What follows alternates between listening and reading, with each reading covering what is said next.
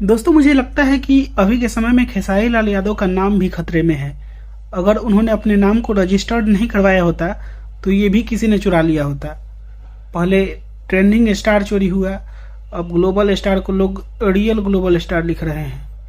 कल को only one global star लिखेंगे, उसके बाद लिखेंगे वन पीस ग्लोबल स्टार, अभी रियल ग्लोबल स्टार, हगल ग्लोबल स्टार, अरे सॉरी, हाँ सॉरी हगल सॉरी सॉरी भाई सॉरी। क्या बोल सकते हैं ऐसे ऐसे लोगों को जो खुद का नाम तक नहीं सोच सकते, और ये लोग खुद को सुपरस्टार बोलते हैं और बाद में बोलेंगे क्या ये तो मेरे फैंस का दिया हुआ नाम है, मेरे फैंस ने मुझे प्यार से कहा है।